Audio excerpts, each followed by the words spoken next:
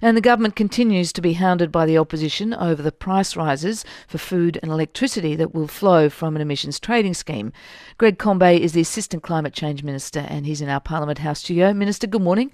Morning, friend. Before we get to an ETS, can I just ask you about this appointment of Mike Kaiser without any shortlist, without the job being advertised, a name recommended by the Minister? Is this an appropriate way to be appointing someone to a job that pays $450,000 a year? Well, the National Broadband Network is responsible for the appointment at the end of the day, and they obviously felt it an appropriate way to pursue it. And I've only had a quick glance at the story in the paper this morning, and they indicate that he was put through the hoops, so they obviously felt it was an appropriate appointment. Do you think it is? I mean, Mike Kaiser is what you might in anyone's language call a Labor mate, a former State Secretary, a former State MP, a former Premier's advisor. Shouldn't these processes be, fully at arm's length, fully accountable and competitive? Well, it's up to the NBN to answer that question, I think. So were you worried about the message that this appointment, the way this appointment was made, could send to voters? I think the NBN can explain how they go about appointing people to these positions, but they, obviously thought this was an appropriate process and a good appointment. Okay, let's get back to the emissions trading scheme. Malcolm Turnbull did a good job selling the ETS in the Parliament yesterday. Some say a more effective job than anyone on your side of politics has done, including the PM. Why would that be? Well, I think when you have a former leader of the opposition giving a speech that's completely contradicts the current leader of the opposition in the circumstances we've had over the last couple of months, it's going to be quite newsworthy and cut through. Can I just say this about Malcolm Turnbull? That's a very courageous thing to do.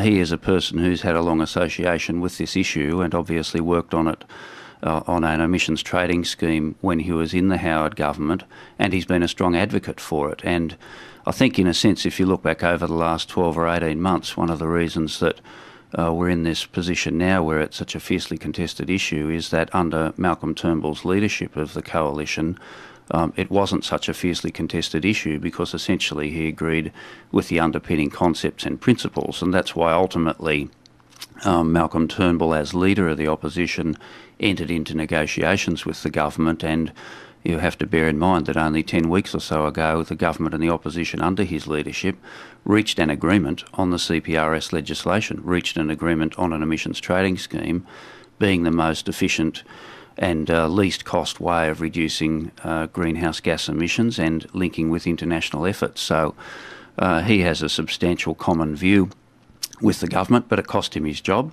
He stood up in Parliament yesterday and I think said a number of things that are clearly in the national interest and, as you rightly say, demolished Tony Abbott's stance. Tony Abbott doesn't believe in climate change. We know that. He thinks the science is absolute crap.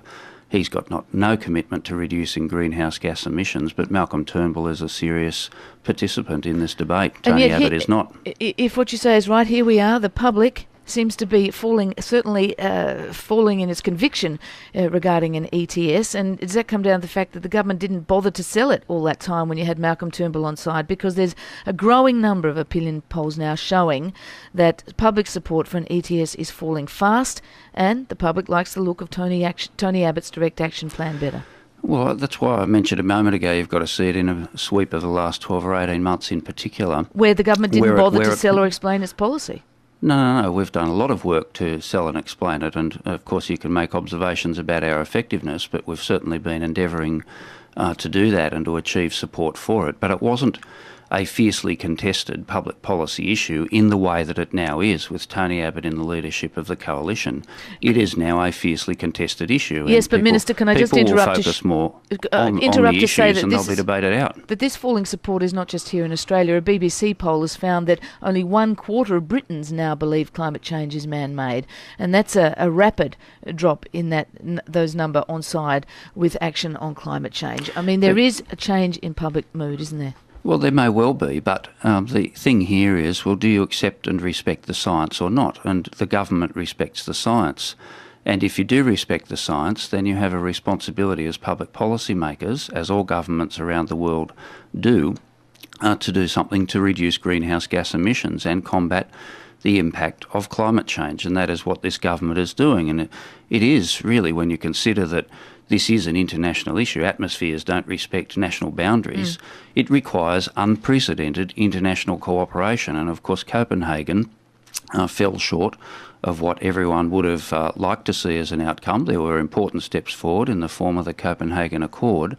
However, there's still a lot of work to do here, and the government's committed to continuing to do that work in the international arena and committed to pushing on to debate these issues through, try and get the carbon pollution reduction scheme through Parliament so that we can start to do our part. Now, it's going to be fiercely contested because you've got an opposition leader who thinks climate science is absolute crap, but he recognises it's been a political problem for the coalition, so he's put a phony policy up that won't work, and we'll see emissions continue to rise. You also have an opposition who's asking hard questions from the government, questions the government is now having to explain perhaps for the first time. Let's have a listen to this question from Liberal MP Bruce Bilson. How will this help a small business proprietor such as Jason of Bell's Foxy Dry Cleaners, whom I and the opposition leader visited this morning, who already pays $15,000 a year in electricity costs for his business, is facing a $3,000 or more increase because of the government's great big new tax on everything,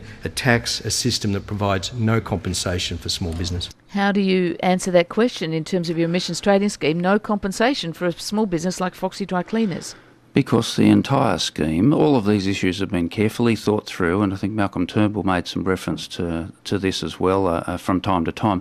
All of this has been modelled on the basis that those costs that are being referred to, without accepting the validity of Mr Bilson's observations about the quantum, the costs faced by such a business will be passed through in the prices of that dry cleaning business, and consumers will meet those costs. And in order to assist consumers and households meet those costs, we've designed a multi-billion-dollar assistance package for low and middle income households. Okay, so the business puts up its cost to recoup the money, and the householders pay it, and they get compensated by the government. That's your answer. And it's all been comprehensively modelled by the Treasury in the most comprehensive modelling they've ever undertaken, and that is the basis upon which the household assistance package has been designed. Okay. Low and middle income households and pensioners will be compensated or will receive assistance to fully meet the expected increases in costs, for example. All right, Minister, just a quick one now. Is the government ruling out opting for the Greens' proposal of some kind of interim carbon price? Oh, well, Penny Wong, the Senator, the Minister for Climate Change, is engaged in discussions with the Greens, and we'll just have to see how those The PM appeared to rule it out on Q&A last night, though. Well, we are committed to an emissions trading arrangement and, with a market mechanism, because that is the most efficient way of going about achieving reductions in emissions. Okay. The market will assist all of the emitters of carbon pollution find the cheapest and most cost-effective way of going about it. And in contrast, the Liberals have got a scheme that won't work, that'll see emissions rise, it's unfunded, it's high cost. Senator Joyce is now talking about mysterious penalties on business. People don't know anything about it, and it's creating a lot of uncertainty in the investor environment already. Greg Combet, thank you very much for joining us. Thanks a lot, friend.